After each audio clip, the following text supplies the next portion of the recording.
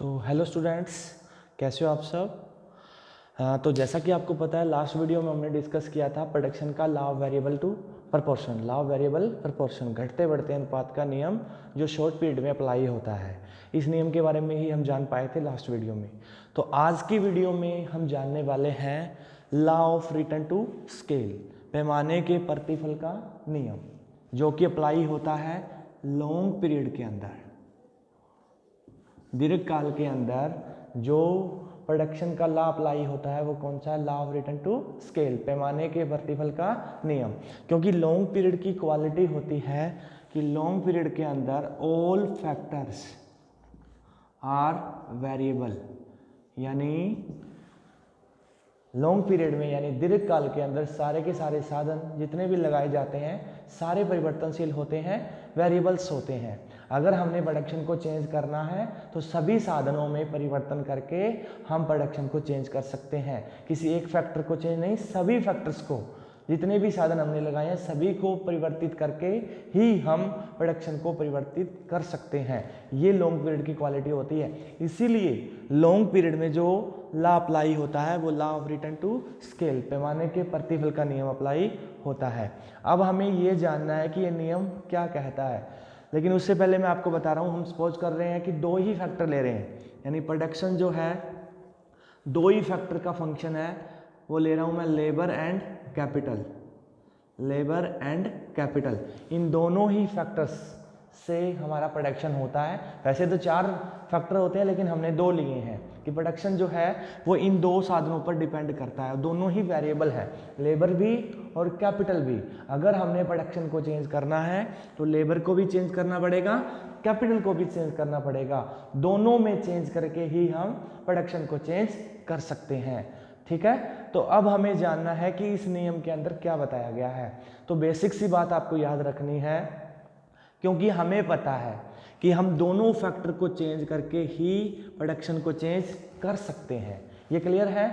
अब हमारे पास एक तो फैक्टर का चेंज है और एक प्रोडक्शन का चेंज है। मैं यहाँ पर डिनोट कर रहा हूँ P1/P, ये हमारे प्रोडक्शन का चेंज है, और ये M से मैं डिनोट कर रहा हूँ, ये क्या है? फैक्टर का चेंज है। मैं इक्वल का साइन नहीं दूंगा एक बार। M किसको डिनोट कर रहा है? फैक्टर के चेंज को, यानी जो साधनों में परिवर्तन किया गया वो M, और P1/P ये प्रोडक्शन में जो चेंज हुआ उसको डिनोट कर रहा है। यानी अगर लेबर को L माने, कैपिटल को K माने, तो प्रोडक्शन क्या है? P है। अगर मैं लेबर को ML कर दूं, कैपिटल को MK कर दूं, तो डेफिनेटली जो प्रोडक्शन है वो P नहीं रहेगा, P से क्या हो जाएगा? P1। ये अब P1 इन दोनों का फंक्शन हो जाएगा। यानी अगर हमने लेबर को ML कर दिया, कैपिटल को MK कर दिया, तो डेफिनेटली प्रोडक्शन जो है वो P से चेंज होकर क्या हो गया? P1। इसीलिए मैंने प्रोडक्शन के चेंज को P1/P से डिनोट किया, फैक्टर के चेंज को मैंने डिनोट किया M से। क्लियर है। अब इस लॉ के अंदर क्या बताया गया है? कहता है जितना अगर हम फैक्टर को चेंज करें उतना ही चेंज किस में आए? प्रोडक्शन के अंदर आए। ध्यान से समझेगा, जितना चेंज प्रोडक्शन फैक्टर में करें, साधनों में करें, उतना ही चेंज किसके अंदर आए? प्रोडक्शन के अंदर आए। सपोज 10% चेंज किया फैक्टर्स को, तो प्रोडक्शन भी कितना चेंज हो जाए? 10%। तो ये कौन से रिटर्न होंगे? Constant return to scale. ये होंगे पैमाने के समान प्रतिफल। जितना साधनों में परिवर्तन किया गया उतना ही परिवर्तन किसके अंदर हुआ?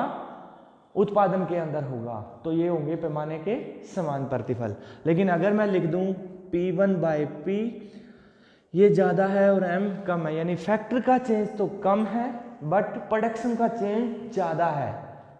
फैक्टर तो कम लगाएं, प्रोडक्शन उससे ज्यादा चेंज हो जाए। फैक्टर को कम चेंज किया बट प्रोडक्शन में चेंज उससे ज्यादा हो गया। यानी फैक्टर को तो 10% चेंज किया लेकिन प्रोडक्शन में चेंज 10 से ज्यादा, यानी हम मानते 20% का हो जाए, तो ये होंगे हमारे इंक्रीजिंग रिटर्न टू स्केल, पैमाने के बढ़ते प्रतिफल, जो आपने याद रखने हैं। पैमाने के समान प्रतिफल, जितना फैक्टर को चेंज किया उतना ही प्रोडक्शन चेंज हो। पैमाने के समान प्रतिफल, और जितना फैक्टर को चेंज किया उससे ज्यादा चेंज किसके अंदर हो जाए? प्रोडक्शन के अंदर, तो वो पैमाने के बढ़ते प्रतिफल होंगे। इसी तरह से P1/P, और ये कम हो और ये ज्यादा हो, यानी फैक्टर तो ज़्यादा लगाए लेकिन प्रोडक्शन में चेंज कम हुआ, फैक्टर में चेंज ज़्यादा किया, प्रोडक्शन में चेंज कम हुआ। इट मीन्स फैक्टर को तो 10% चेंज किया लेकिन प्रोडक्शन में चेंज 10 से कम यानी 5% का चेंज हुआ। तो ये होंगे हमारे डिक्रीजिंग रिटर्न टू स्केल, पैमाने के घटते प्रतिफल। तो ये 3 ब्रांच हैं, 3 स्टेजेस हैं पैमाने के प्रतिफल के नियम की। पैमाने के समान प्रतिफल, कांस्टेंट रिटर्न टू स्केल, जितना फैक्टर उतना ही प्रोडक्शन। और दूसरा है इंक्रीजिंग रिटर्न टू स्केल, जितना फैक्टर उससे ज़्यादा प्रोडक्शन में चेंज, पैमाने के बढ़ते प्रतिफल। और तीसरा है जितना फैक्टर उससे कम प्रोडक्शन में चेंज, यानी फैक्टर तो ज़्यादा लगाए प्रोडक्शन उससे कम चेंज हुआ, तो ये होंगे पैमाने के घटते प्रतिफल यानी डिक्रीजिंग रिटर्न टू स्केल। तो ये 3 ब्रांच हैं हमारे law of return to scale की जो आपने याद रखनी है। अब उसके बाद बात आती है इनके डायग्राम कैसे बनेंगे। तो सिंपल से डायग्राम है, उनको आपने ध्यान रखना है। बेसिक सा बता रहा हूं आपको। अगर हम बात करें पैमाने के समान प्रतिफल की, लेकिन उससे पहले मैं अगर आपको टेबल से समझाऊं तो टेबल भी देख लीजिए। हमने क्या लेना है, एक side percentage change in labour and capital, यहाँ पर फैक्टर भी लिख सकते हो कि फैक्टर में होने वाली प्रतिशत परिवर्तन, और दूसरी side percentage change in total production. ये क्लियर है, ये आपने एक टेबल बनानी है। इधर percentage change in labour and capital और इधर percentage change in total production. होता क्या, स्टार्टिंग के अंदर फैक्टर को हमने 100% चेंज किया तो हमारा टोटल प्रोडक्शन कितना चेंज हो जाए, 200%। तो इट मीन्स ये कौन से होंगे, इंक्रीजिंग रिटर्न टू स्केल। ये तो कम चेंज हो रहा है और ये उससे ज़्यादा चेंज हो रहा है। या हम मैं कह दूं फैक्टर तो चेंज हुई है 50% लेकिन प्रोडक्शन हो जाए 100% चेंज, तो ये भी क्या होंगे हमारे इंक्रीजिंग रिटर्न टू स्केल। नजर आ रहा होगा आपको, ये 100, ये 200, ये 50 और ये 100, ये होंगे हमारे इंक्रीजिंग रिटर्न टू स्केल। अब दूसरा, फैक्टर को तो 33% और टोटल प्रोडक्शन भी कितना 33 ही चेंज हो, जितना फैक्टर हो रहे हैं उतना ही प्रोडक्शन हो रहा है, तो ये कौन से होंगे, कांस्टेंट। या मैं कहूँ ये 25, ये भी 25, फैक्टर 25% चेंज हुए तो टोटल प्रोडक्शन भी 25% चेंज हो, तो ये होंगे हमारे कांस्टेंट रिटर्न टू स्केल। हाँ जी, क्लियर है। उसके बाद अगर मैं यहाँ लिख दूँ 20 और ये लिख दूँ 16, यानी फैक्टर तो 20% चेंज हो बट हमारा जो टोटल प्रोडक्शन है वो 16% चेंज हो, यानी उससे कम, तो ये कौन से होंगे, डिक्रीजिंग। या मैं लिख दूं ये 16% और ये 9%, यानी हमने फैक्टर को चेंज किया 16% लेकिन जो हमारा टोटल प्रोडक्शन है वो चेंज हुआ 9%, यानी उससे कम, तो ये होगा हमारा डिक्रीजिंग रिटर्न टू स्केल। हाँ जी, समझ में आ गया होगा। इंक्रीजिंग फैक्टर कम, प्रोडक्शन ज़्यादा, और कांस्टेंट जितना फैक्टर उतना ही प्रोडक्शन, ये कांस्टेंट। और डिक्रीजिंग फैक्टर ज़्यादा, प्रोडक्शन कम, ये 20, ये 16, ये 16, ये 9। तो ये टेबल आपने इस लॉ की बनानी है, बिल्कुल सिंपल सी, परसेंटेज चेंज दिखाना है बस आपको। क्लियर है। अब इनके डायग्राम बनाएंगे। डायग्राम भी बिल्कुल सिंपल से ही है, बस आपको ध्यान रखना है कैसे बनानी है बस। क्लियर है। तो सबसे पहला हम दिखा रहे हैं, तो आपको हमेशा ध्यान रखना है जब यहाँ पर डायग्राम में दिखाएंगे तो वाई एक्सिस पर रहेगा हमारा percentage change in total production, ये आपको याद रखना है। वाई एक्सिस पे percentage change in total production और एक्स एक्सिस पे परसेंटेज चेंज इन यानी लेबर एंड कैपिटल या जो भी फैक्टर्स हमारे वेरिएबल्स थे उनका परसेंटेज चेंज हमने कहाँ लेना है, एक्स एक्सिस पे।